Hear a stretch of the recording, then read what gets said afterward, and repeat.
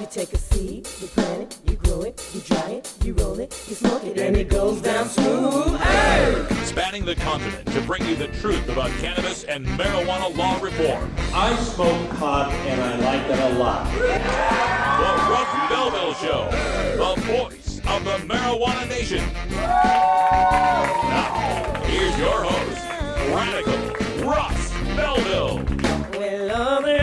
Good day, tokers and tokettes and non-toking lovers of liberty. It is Wednesday, July 22nd, 2015, and it's got to be 420 somewhere in the world.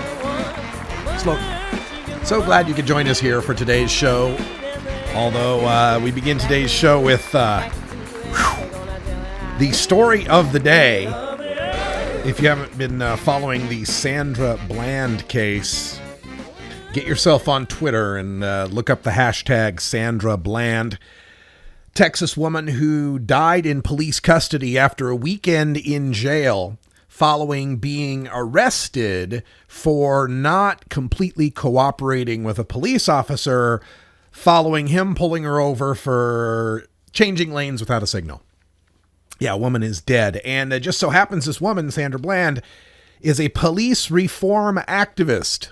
So we're going to dig deep into this case on today's show. I've got some disturbing audio from the dash cam video that was released. Now, the audio comes from the officer's mic and was added to the video, as I understand it. And there's all sorts of questions about the video itself, whether or not it's been edited or doctored, but we'll play the audio for you so you can hear the actual confrontation between the woman and the officer.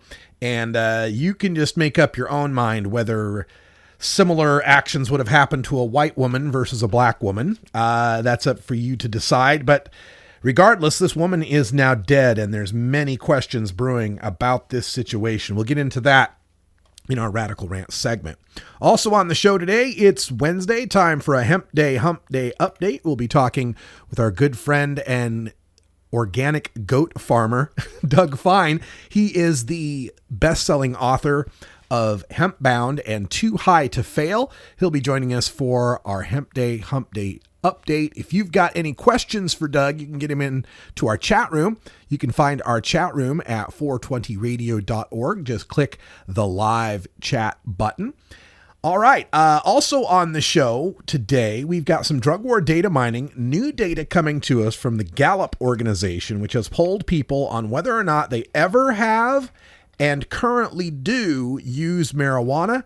The numbers are up all across the board. We'll give you the details on just who is currently a pot smoker in this country. Also on the show today, in Behind the Headlines, a report we've been looking forward to for months now, coming from the office of the Lieutenant Governor. Actually, I don't think it's his office. It's the coalition they put together. They put a commission, I should say. They put a commission together, a blue ribbon commission to study marijuana legalization, what the options were for the state of California. That report is now out. We'll give you some of the details of it, and this should give the go-ahead for the people at Reform CA to go ahead with their language. They've been waiting on this report and wanted to make sure that what they wrote up would comport with what the Lieutenant Governor is suggesting.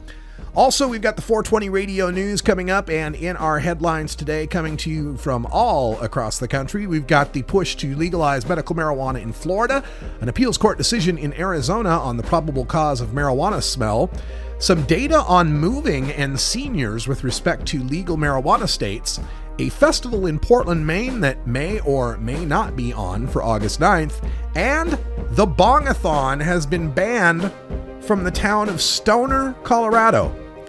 Folks, if you can't have a bongathon in Stoner, where can you have a bongathon?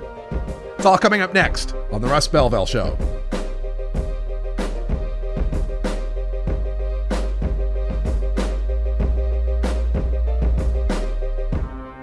You're tuned into the Russ Belville Show, the voice of the marijuana nation.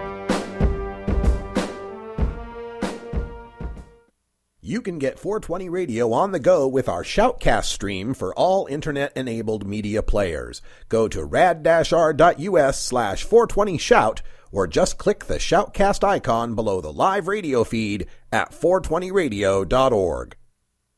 Hey, this is Willie Nelson for Norman. And I smoke pot and I like it a lot.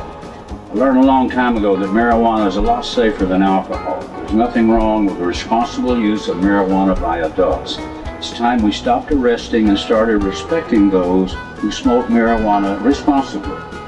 To learn what you can do to help, contact NORML at NORML.org or call toll-free 888-67-NORMAL. Expand your horizons and join us every Wednesday night for Gordon Green's Music Planet. You'll hear an eclectic mix of music from all around the world. Catch the first show of the month for an intro to world music.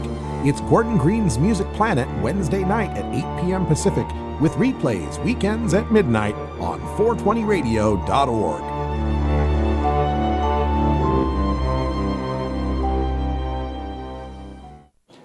.420 Radio is brought to you by Sacred Serum, who is focused on creating elegant and sophisticated cannabis solutions through its line of dispensers and vaporizers that come preloaded with the world's finest cannabis concentrate. Sacred Serum's concentrate is made on pharmaceutical-grade supercritical CO2 extraction machines that use absolutely no butane or other toxic chemicals. The Vesica, the company's innovative new way to dab and frost, is now available in dispensaries across California. Sacred Serum, elegance and sophistication concentrated.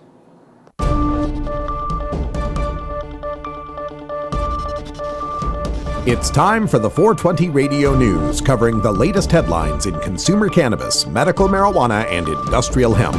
Replays of 420 Radio News are embeddable and shareable from our SoundCloud page at soundcloud.com/RadicalRuss. Now, the marijuana headlines in 4 minutes and 20 seconds. This is your 420 Radio News for Wednesday, July 22nd, 2014. The second push to legalize medical marijuana in Florida is moving full steam ahead, with more than 100,000 signed petitions presented to the state on Wednesday. A similar proposal in 2014 garnered 57.6% of the vote, shy of the required 60%. This year's version of the amendment addresses loopholes that critics said would result in marijuana dispensaries on every street corner, doling out joints to minors, and giving drug dealers a legal supply line. It allows the state to ban felons who are serving as caregivers from buying marijuana for qualified patients, and it tightens the definition of a qualified patient. The Department of State now has 30 days to review the 100,000 petitions to make sure at least 68,317 of the signatures are valid. Then, state Supreme Court will determine whether the proposal is constitutional and focuses specifically on one subject. The Arizona Court of Appeals recently delivered a verdict suggesting that with the passing of the state's medical marijuana law, the odor of raw or burnt cannabis could no longer be used to determine probable cause. In the decision, Judge Peter Eckerstrom wrote that medical marijuana is lawful under Arizona law, and therefore its scent alone does not disclose whether a crime has occurred. Essentially, this means that Arizona police can no longer petition a judge for a search warrant simply because an officer claims to smell weed. Instead, the court declared that law enforcement would need to implement an odor plus policy when investigating potential criminal activity associated with marijuana. Otherwise, Ekstrom wrote, the state is violating constitutional rights of its people. In Massachusetts, the Supreme Judicial Court ruled in 2014 that the odor of cannabis, regardless of its chemistry, could not be used as probable cause to search a vehicle. Seniors are seeking out states where marijuana is legal. Data from United Van Lines show the top U.S. moving destination in 2014 was Oregon, where marijuana had been expected to be legalized for several years and finally passed a ballot initiative last November. 2/3 of moves involving Oregon last year were inbound. That is a 5% jump over the previous year. The Mountain West, including Colorado, which legalized medical marijuana in 2000 and recreational use in 2012, boasted the highest percentage of people moving there to retire, United Van Lines said. 1/3 of movers to the region said they were going there specifically to retire. Taylor West of the National Cannabis Industry Association said, quote, in Colorado, since legalization, many dispensaries have seen the largest portion of sales going to baby boomers and people of retirement age. A lot of the things marijuana is best at are conditions which become more of an issue as you grow older, end quote. Organizers of a medical marijuana festival were telling supporters Wednesday that the August 9th event in Portland, Maine is still on, even though the city council on Monday shot down a request to revise their permit. Not so, according to City Hall. The New England Cannabis Farmers Market had been presented as a free event for medical marijuana caregivers and others to network and share information. However, after advertisements revealed there would be a $10 entrance fee and suggested that marijuana might be sampled at the event, the city brought the organizers back before the council Monday. Ultimately, the council denied the request to allow an admission fee by a 5-4 vote, and city administrators revoked the permit. On Wednesday, city staff directly informed organizers that the event had been canceled. As of 5 p.m. Wednesday, the group's Facebook post saying the event was still on had not been updated. A district judge in Montezuma County, Colorado on Wednesday issued an injunction against the Bongathon from holding their 32-year-old annual event in the small unincorporated town of Stoner. Complaints from more than 24 neighbors prompted the request for an injunction. Stoner is a town site that lies on Colorado 145, about 65 miles northwest of Durango. Event organizer Chris Jetter of Aurora told the Denver Post he was prepared for the decision and had already relocated his private, invitation-only marijuana smoking competition. According to the group's Facebook page, the new site will be 2.5 hours south of Denver and will be announced to participants a few days beforehand. The gathering will be held July 31st and August 1st. The Bongathon website says tickets can be secured for a donation price of $80 to $420. This has been your 420 Radio News for Wednesday, July 22nd, 2014. I'm Russ Belville. The Russ Belville Show, where we don't change our position on decriminalization in an election year. Oregon has joined Washington and Colorado in legalizing marijuana. We're Portland NORML, the National Organization for the Reform of Marijuana Laws chapter in Portland, Oregon. Join us as we celebrate the launch of an exciting new era in marijuana freedom in Oregon. Our job has just begun. Powerful interests want to white out the most important portions of Oregon's legalization law. By joining Portland NORML, you add your voice to the thousands who voted for Measure 91 and want it to be implemented as written. The people have spoken. Now it is time for the legislature to obey the will of the people. Find out more about Portland NORML at portlandnormal.org. Attend our monthly membership meetings on the fourth Saturday of the month. See our website for more details. Portland NORML, ensuring responsible adult marijuana consumers are afforded the same rights, privileges, and responsibilities as beer drinkers. Despite strong public support for medical cannabis, decriminalization, and legalization in Georgia, the state spends $121 million every year to arrest, prosecute, and imprison Georgians for simple possession. Each year, the state of Georgia spends less on driver services, agriculture, and forestry combined. What else can $121 million a year do in Georgia? With that much money, the state could hire and keep 3,000 more teachers, improve roads and bridges, provide tax relief for small businesses, repair aging sewage systems, or lower taxes. But right now, that's millions of dollars of your tax money wasted on failed enforcement. Tell your representative you're tired of wasteful spending and ask them to end cannabis prohibition. Join the conversation at www.peachtreenormal.org. Peachtree NORML is a proud affiliate of NORML, the National Organization for the Reform of Marijuana Laws. The Fingerboard extension has fretted instruments to enhance your creativity. It has new and used guitars and banjos from beginning to high class. The Fingerboard extension has National Resophonic, Husson Dalton, Larrabee, Heritage and Recording King guitars, and Mike Ramsey, Wildwood, Gold Tone, and Recording King banjos. The Fingerboard extension also has drum stuff, used gear, and parts. Stop by the Fingerboard extension, downtown Corvallis, Oregon at 120 Northwest 2nd, or check out the inventory on the web at fingerboardextension.com and reverb.com.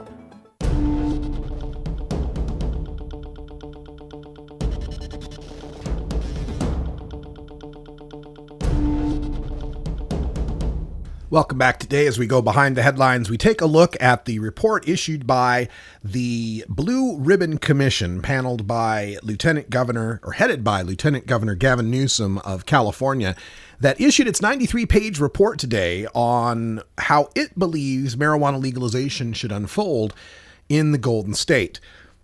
Current public policy polling shows about 54% 4% support for marijuana legalization in the state of California. There are already 6 different marijuana legalization initiatives that have been submitted to the Secretary of State's office.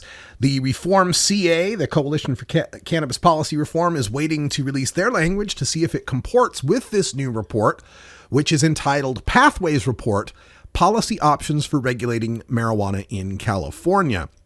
I tweeted out some links earlier today on my Twitter account @RadicalRuss. If you want to find a link to the report, it's pretty readable. And the big takeaway most people and most media are getting from this report is a quote from Governor Newsom, Lieutenant Governor Newsom, who says, "I'm more cautious as a parent, more cautious as a policymaker.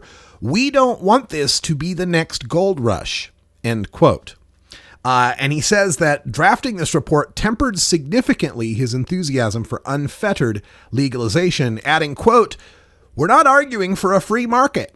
We're arguing for a very regulated market that has real oversight that is flexible."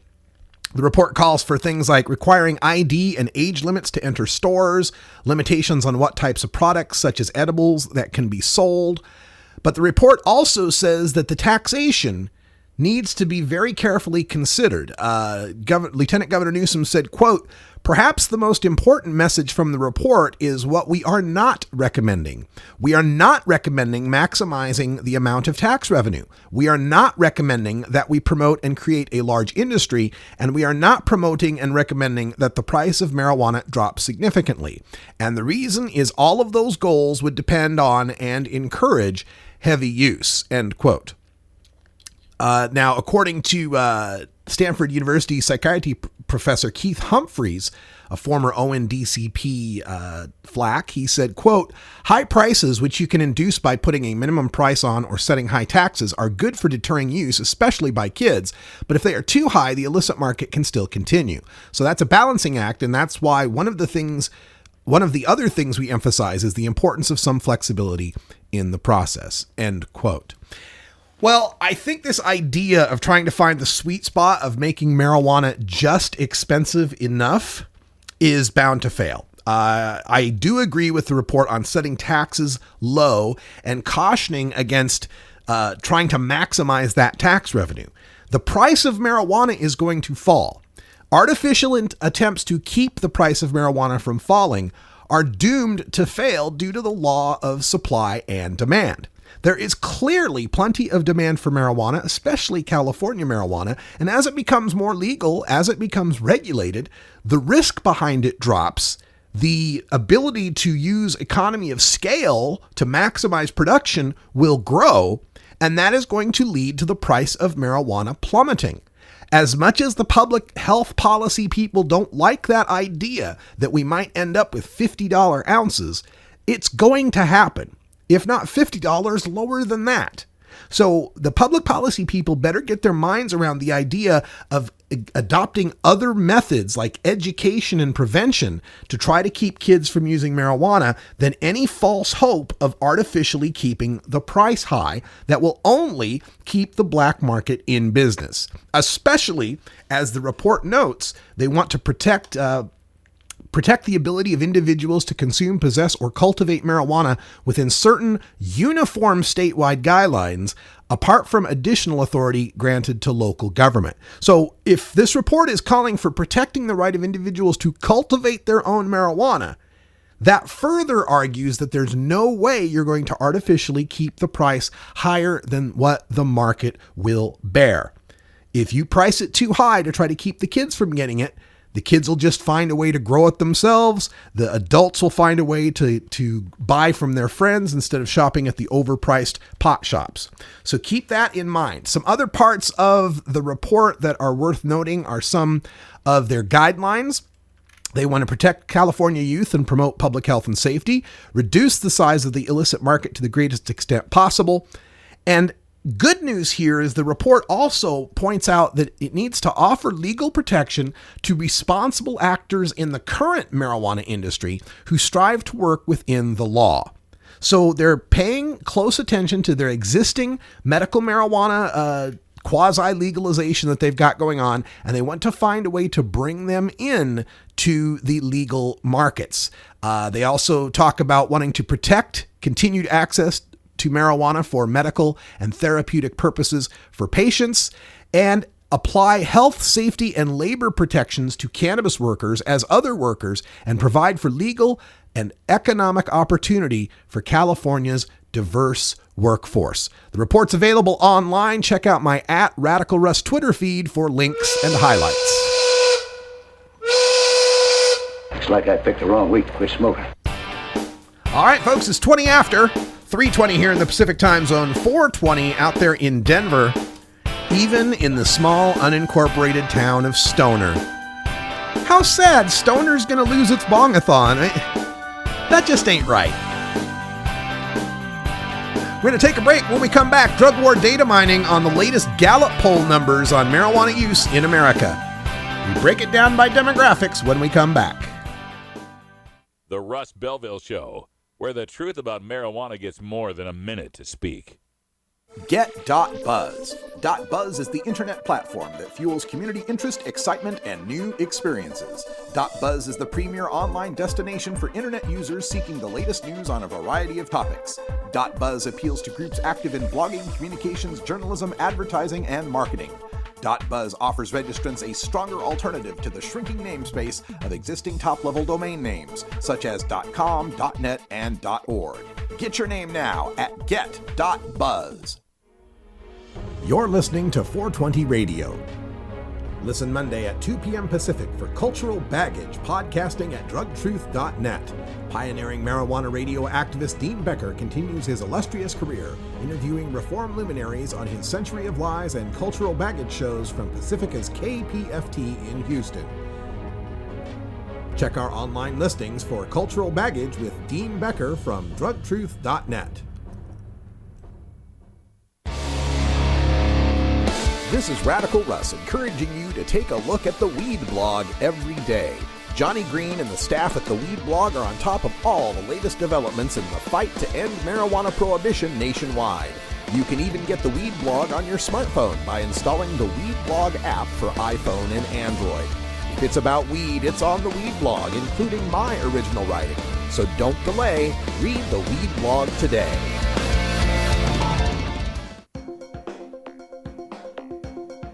Arguing for the end of adult marijuana prohibition is easy because we have facts, science, reason, compassion, evidence, truth, and logic on our side.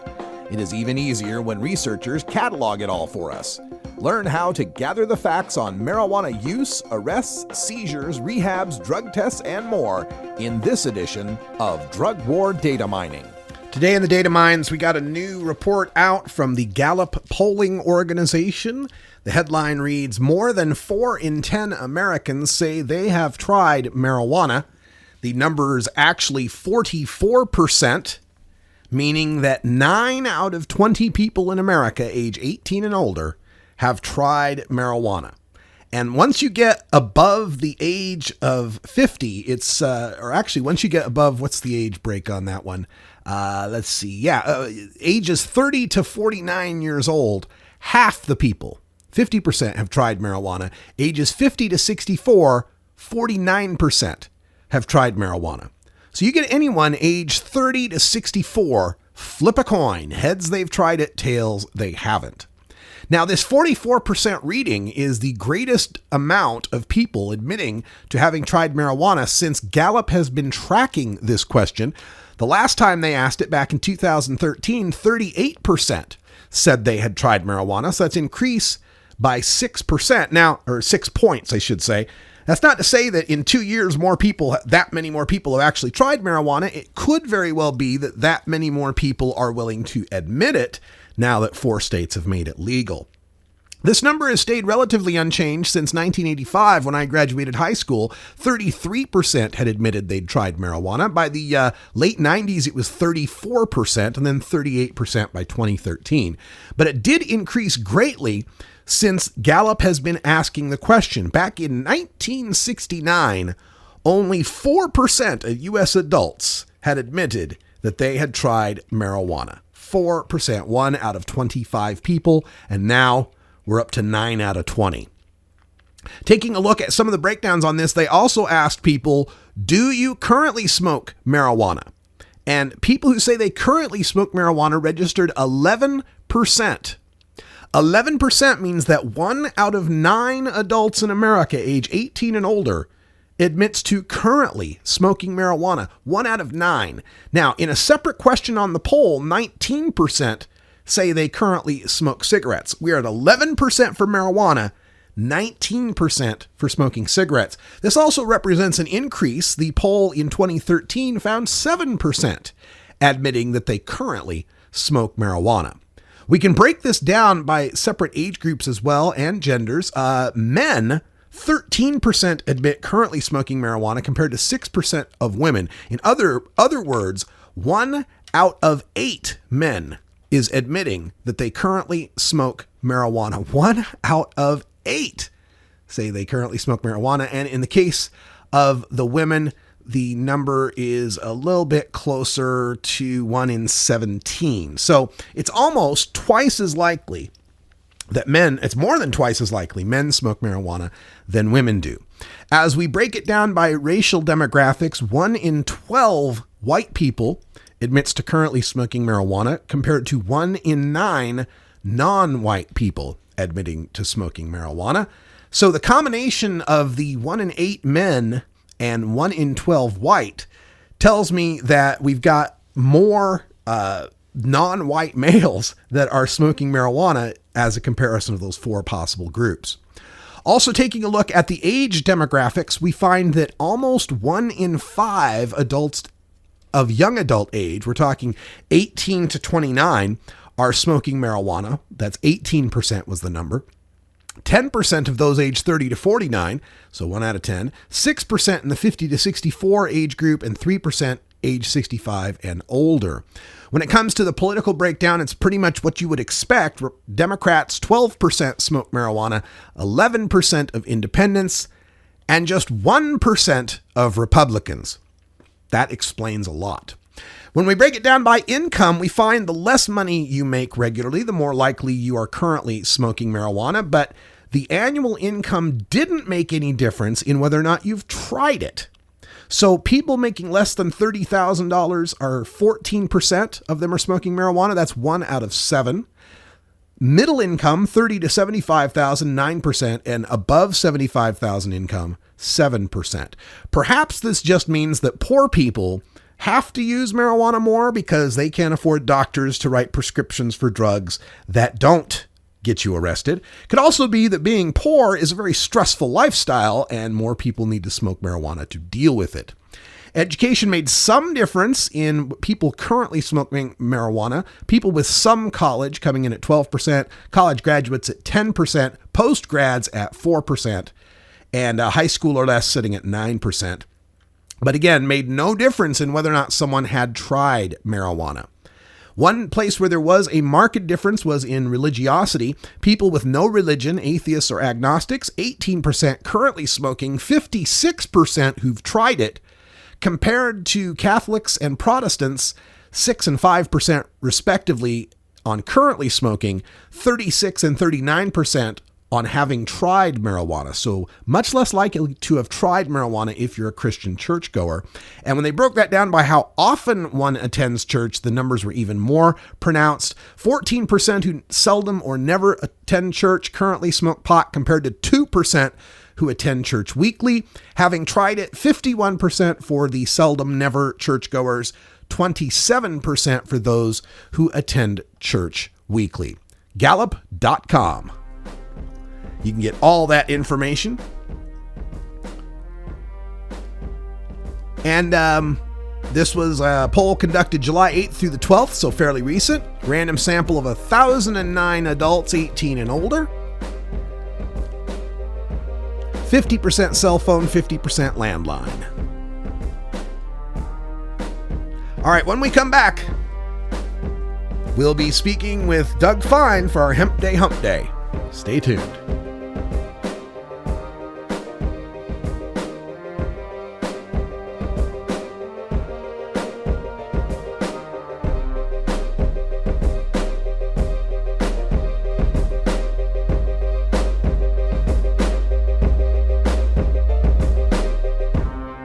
You're tuned into the Russ Belville Show. the voice of the marijuana nation. Get the latest updates on the Russ Belville Show by following Radical Russ on Twitter and liking the Russ Belville Show on Facebook. Hey everybody, it's Radical Russ here from 420 Radio, inviting you to be like me and get your ink done at Lucky Horseshoe Tattoo, Fort Worth's most female-friendly, clean, sterile, awesome tattoo shop. Thomas and his crew are true artists who can design you a custom piece or use a design you bring in. Lucky Horseshoe Tattoo also offers all styles of tattooing as well as piercings and all-around fun. In the DFW area, stop by Lucky Horseshoe Tattoo and tell them Radical Russ sent you. Trust me, it'll feel awesome. There's so much I worry about as a mom. Stephen Harper thinks that organized crime should continue to profit from marijuana prohibition. Imagine regulating marijuana like alcohol and cigarettes with a strong and clear educational message, making it more difficult for my kids and your kids to access. Drug dealers don't ask for ID. Stephen Harper does not have the kind of judgment we need to protect our children, authorized by the Normal Women's Alliance of Canada. Growing plants indoors can be a rewarding hobby, but electricity bills can go through the roof. Then you have to cool down all those big hot lights. It can drive a grower insane. With Lush LED lighting, you can solve many of these issues and double your rewards. Matt and his scientists have developed the perfect light for flowering plants with far less cost and heat. And the results? Very effective. Check out lushledlighting.com right now and tell them Radical Russ sent you. Turn of the American hemp industry. Get the latest news from the author of Hempbound and Too High to Fail, Doug Fine, in our Hemp Day Hump Day update. All right, everybody, welcome to our first Hemp Day Hump Day from Legal, Oregon. We got Doug Fine on the line. How you doing, Doug? Oh, I'm doing great, celebrating like everybody else. Just had a terrific field visit to an Oregon hemp planting and experienced the overall Measure 91 legalization. Congratulations to the Beaver State. It's the best initiative implemented thus far and an important step forward. Oh, absolutely. Are you in Oregon still? I am not. I am back on the ranch. Back on the ranch with Taylor Swift and the rest of the goats? Taylor Swift is pregnant. My goat Taylor Swift is pregnant, and she's doing a day now. Well, you'll be a proud goat daddy, I guess. All right, so you talking about Oregon, we've got hemp being planted in Oregon. There was a threat to Oregon hemp. The House passed this bill that was going to put a 2-year moratorium on hemp and pull the plants out of the ground because, oh no, cross-pollination. But the Senate stood up and defeated that bill, so hemp continues to be planted. Doug, tell us about your visit to the hemp farm and what we're looking forward to here in Oregon. Yeah, sure. I'll start just with the big good news. It's more interesting to me than the politics, especially as the end is predetermined. The end is that Oregon is going to be a premier spot on the planet for humanity to demonstrate the progressive economy that can result from the cannabis plant, all varieties of the cannabis plant being above ground. To the extent that after every successful revolution there's infighting and all that kind of business, and the stories of how it all resolves are interesting to some people. Well, let me see. To me, this is way more interesting, and hopefully to some of the listeners. July 4th, Edgar Winters, Oregon's first modern hemp farmer, he first cultivated hemp at age 7 in Alabama, learned from his grandfather, plants multiple acres of hemp in Oregon on the 4th of July with friends before the barbecue. That was kind of fun and patriotic enough, but after the barbecue, we realized, he realized I was still on hand, so I came down to help, that there was weirdness with the irrigation. So long story short, in the evening, the problem was too much water involving ditch digging and relocation and marveling at the sunset in Oregon, and then bright and early before sunrise, getting down to make sure that the proper irrigation that was supposed to go on did go on overnight. It hadn't. That meant rousing various irrigation officials over the 4th of July weekend at their emergency contact numbers. So hemp is coming back, and humanity will be saying thanks within a few years. Oregon's going to be at the forefront. I'm thrilled at the perseverance of the farmers and that there's hemp in the ground in Oregon today. Yeah, it's really, really good news. And I hear there's 13 licensees currently in the state of Oregon. Is that what you've heard? That's right. And I don't know how many have officially planted yet, but I know it's more than one. And then just to answer your question, on the political side, thank goodness for how a bill becomes a law and that there's an entire process, because what was right what prevailed, which is non-interference with the hemp program. What I think the most, and by the way, that last attempt, which was one of many during this legislative session in Oregon at hemp, was not about anything to do with what I hope are temporary misunderstandings between some farmers of various types of the cannabis plant. It was actually because of a provision that said hemp can't be planted within 1,000 feet of schools. Yeah. What's up with that? It's too much silliness to even go into, but the whole thing was silly, and I'm glad that it all was solved. But more importantly,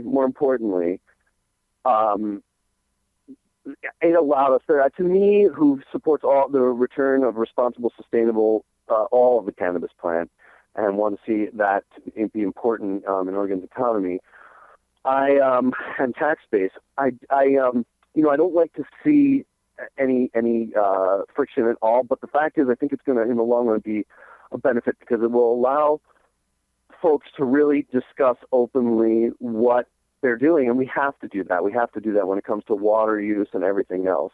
There's not going to be any worries about the things that were making a few folks fearful this year about different types of the cannabis plant and cross-pollination and all that. That's not going to even be something people discuss within a few years between hemp and psychoactive cannabis. It's going to be potentially an issue from home folks that are amateurs and learning as everyone first did, and might not know how to sex their plants in their backyard, being adjacent to commercial cultivation farms.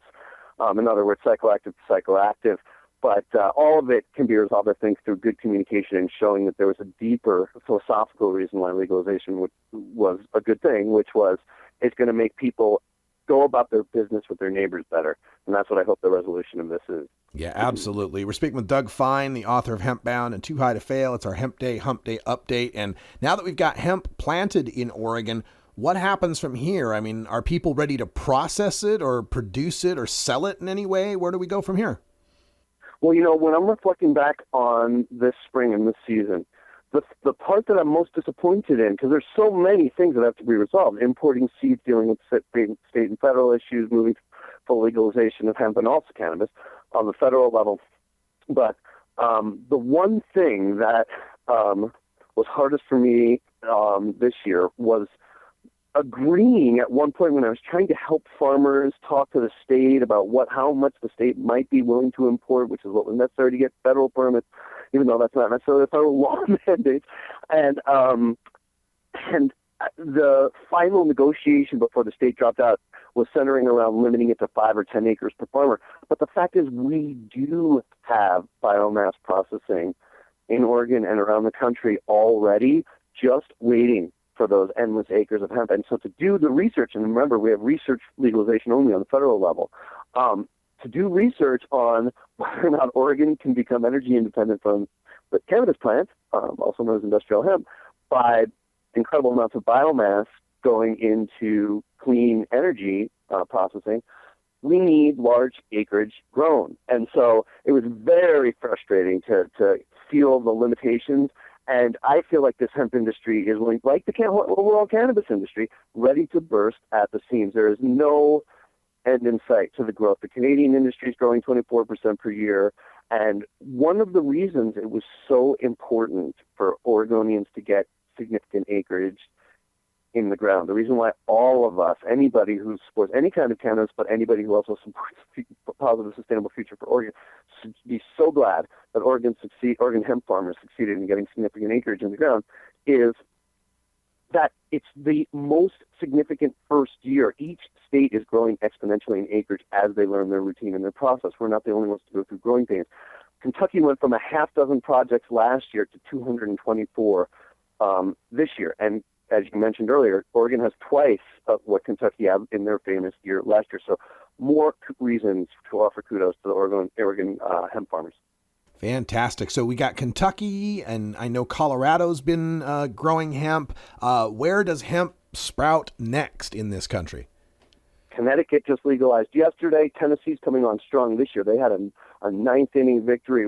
They were having trouble with whoever they were dealing with on the federal level, getting approval of the way Kentucky has. And by the way, which was offered to Oregon farmers, hemp farmers this year, but the state just really, in the end, couldn't make it happen in the way that farmers had hoped and that the folks doing negotiation on the federal side had needed, which is basically very similar to the Kentucky situation. Personal farmers making MOUs with the state who actually imports, holds, and distributes the seed for that stupid, ridiculous, last lingering prohibitionary reason that needs to go away anyway. But it just delays things. So anyway, Kentucky figured out a deal. Oregon was able to use that deal this year, but wasn't able to on the administrative side. Tennessee, for some reason, wasn't able to strike that deal till really a few weeks ago, and so they're going big. They have a lot of acreage going, so they're going to be significant. I think North Dakota looks to be good. You mentioned Colorado. Hawaii has a lot of people interested in it, but the state thus far has been restricting research to a very few purposes and single projects, so hopefully that's going to change. And on and on and on. We're 24 states and growing, Russ. That is great news. Now, as each of these states moves forward in researching hemp and in working with it, I imagine the federal prohibition prevents them from being able to, like, can Oregon get seeds from Kentucky? Can Tennessee send research to Iowa? I mean, how does that work? That's a good question. And the answer, I could give you my own interpretation. I'm not a lawyer, but from studying the arguments, I have confidence that if the argument is made that domestic hemp seeds returning to their genetic origins is actually just a rightful return and not interstate commerce, if that were challenged, I think the hemp side would win because there is a lot of heirloom seed that's still left, domestic seed. Because for whatever reason, the bottom line is when it comes to hemp, the states that are willing at the state level to push back and say to various federal interpreters, no, this is okay, this is okay. They might get a little leeway. There's a lawsuit here and there, but basically the feds are not arguing on hemp. And one of the claims that I don't think is legit coming from the Fed side is that you can, for instance, in Montana, you can distribute hemp seeds within Montana if they can be proven to be from Montana. But as long as if they cross state lines and that's interstate commerce and that has federal jurisdiction, if so, no more so, farmers argue, than any other agricultural crop, which is what hemp now is on the federal level, at least for research purposes. So if you're part of an approved program, you should be able to do that, but farmers are cautious about it. Unless they're willing to challenge. And you hear that a lot, like, we think this is okay and this is right, and if anybody else is claiming otherwise, we'll challenge them in court. And thus far, that hasn't happened. Like, everything it continues to thus far flow smoothly. And Kentucky even do its second year. One of the things Kentucky did that pushed boundaries that was a very conscious thing. The farmers asked the question, the state agriculture department consulted the state's lawyers and came back and said, sales and marketing research means you can sell your crop, and it's still research under the program. In other words, under federally permitted crops. So basically, sell your crop. That's amazing. Doug Fine, the amazing world of hemp is just exploding all across the United States. We're finally catching up with the rest of the industrialized world, and we thank you so much for being our expert on these matters. We'll talk to you again in a couple of weeks. Thanks, Russ. Look forward to it. And give my best to the goats. Oh, will do. I love those kids. See what I did there? All right, when we come back, we'll get into the radical rant. We've got Fresh Buds PDX dispensary owner Jay Bakes in the studio, and all sorts of things to talk about. 710 is coming up on Friday, and we got something special going on for that. So stick around. You're listening to the Russ Belville Show.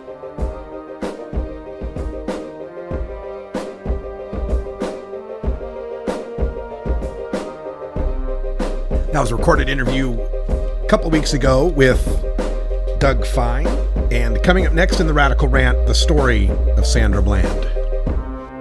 You're tuned into the Russ Belville Show, the voice of the marijuana nation. You can get 420 Radio on the go with our Shoutcast stream for all internet-enabled media players. Go to rad-r.us/420shout or just... The Russ Belville Show reminds you to never smoke and drive impaired. Hang out for a while and share.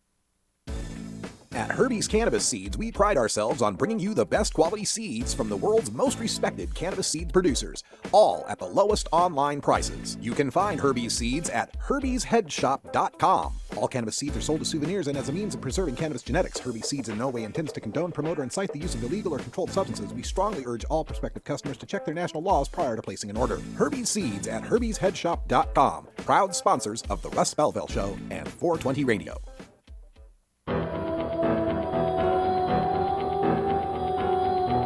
In the interest of fair and balanced journalism, the Russ Belville Show presents the anti-drug public service announcement of the day.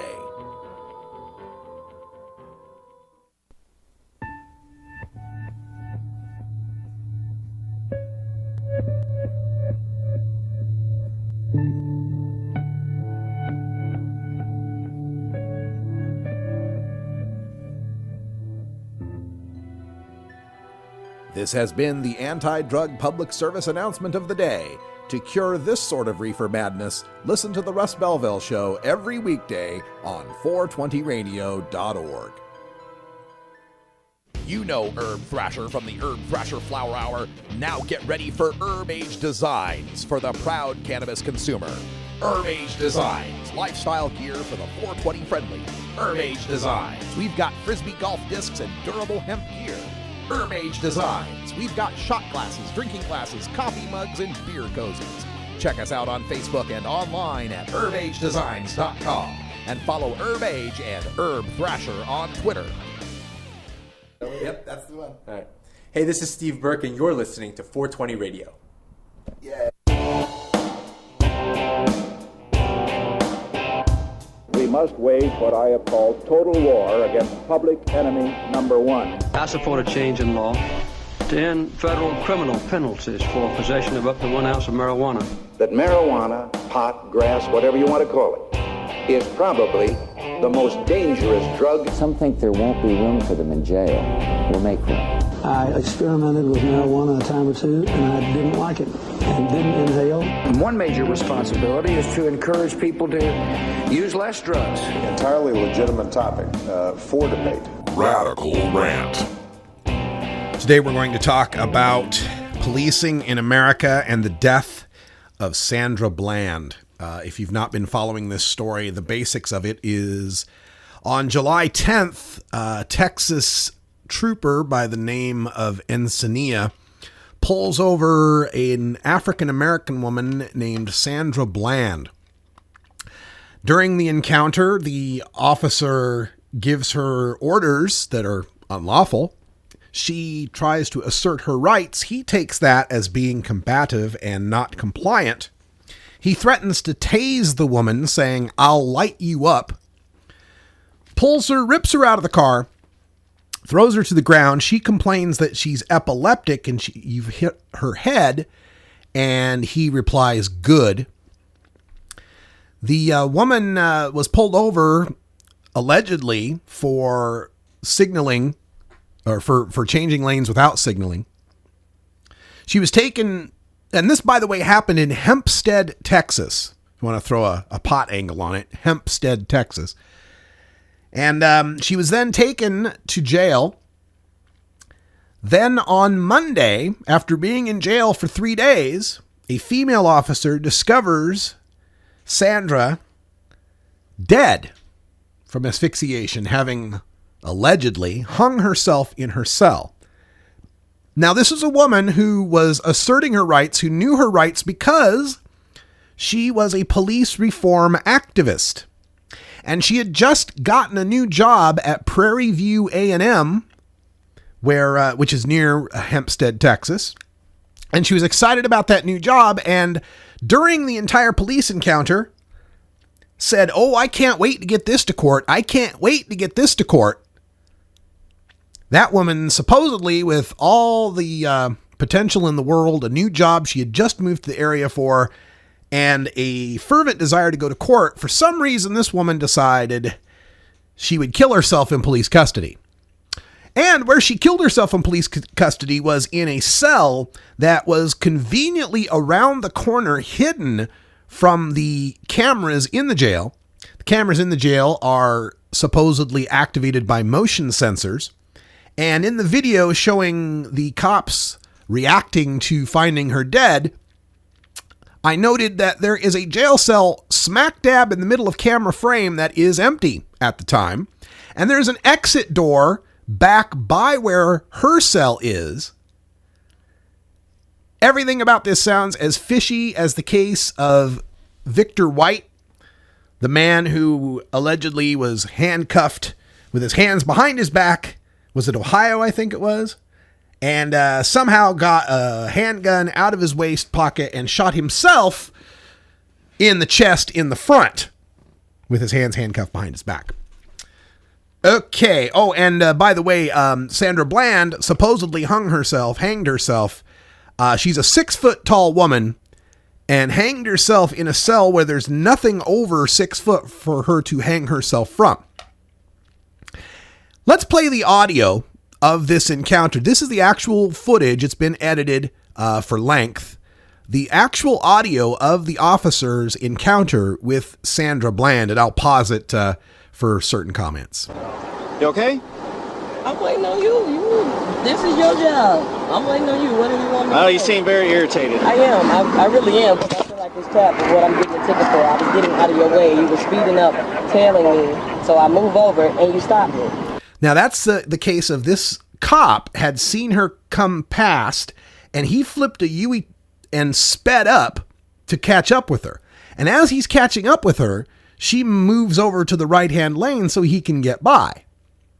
All right, let's continue. So, yeah, I am a little irritated, but that doesn't stop you from giving me a ticket. So, let's continue. All right, so she's a little irritated.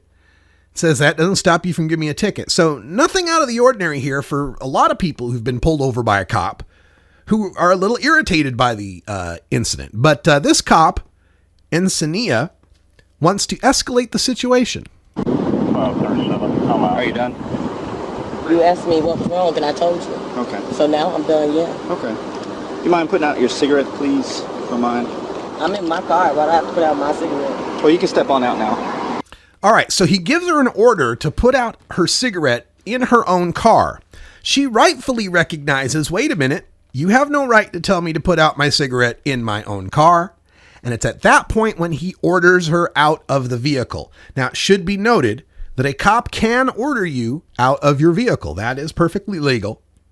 I don't have to step out of my car. Step out of the car. Step out of the car. No, you don't have the right. Step out of the car. You do not have. Now, at this point, he's opened her car door. She has not consented to any searches. And there's no probable cause. She's been pulled over for a traffic violation. There's no probable cause to suggest that she's armed or any sort of threat to the officer or has committed any crime. But now he's opened the door and is threatening to pull her out of the car. The right to do that. I do have the right. Now step out or I will remove you. I refuse to talk to you other than to identify myself. Step out or I will remove you. I am getting removed for a failure. Step out or I will remove you. I'm giving you a lawful order.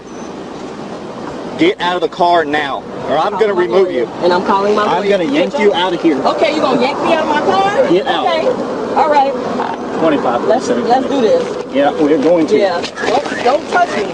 Get out of the car.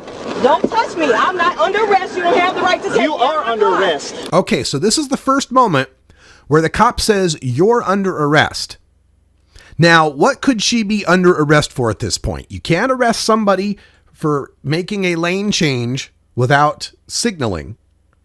She has not assaulted the officer in any way. She has merely exercised her rights. Now, she has refused to get out of the car, and perhaps he's saying she's not complying, but she asks why she's being arrested. Listen. I'm under arrest for what? 25, 47 County FM 1098, just for north what? of 290, send me another unit. Get out of the car. Get out of the car now. Why am I being apprehended? You trying to give me a ticket I for your said failure? get out of the car. Why am I being apprehended? You I'm just giving opened you a my car lawful order. door. You just I'm opened going my to drag car you door. out of here. So you threatening to drag me out of my own car? Get out of the car. And then you I will stun light me? you up. Get out. Wow. That's him pulling his taser and saying, "Get out of the car, I will light you up." So now she's being threatened with physical violence and a taser, which is supposed to be a less than lethal option for cops to defend themselves from possibly being harmed. There's no indication this woman's going to harm him. She's just not complying with his order to get out of the car.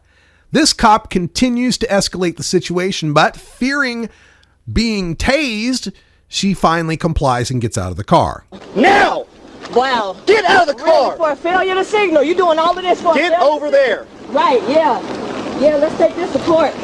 Go ahead. For a failure to signal, yeah? Yeah, let's take this to court. Yeah, let's take this court for failure to signal. Now he's got her off the side of the road. Now, off the side of the road, this is where another citizen had pulled up and started filming with their cell phone camera. So we have some of that footage in another file of her on the ground and the cop with his knee in her back and everything like that. Had that original cell phone video not come out, we might never have gotten this dash cam video with the audio. For a failure to signal. Get off the phone. On my school. Get off the phone. I'm not on the phone. I have a right Put to your record. phone This is down. my property. Put your phone down. Sir? Put your phone down. Right now. Put your phone down.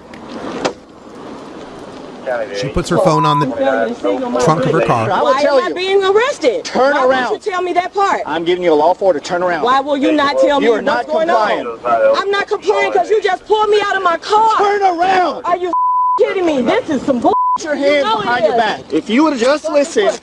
I was trying to sign a ticket. Whatever. Stop moving. Are you serious? Stop moving. Oh, I can't wait till we go to court. Ooh, I can't wait. Ooh, I can't wait till we go to court. Ooh, I can't wait.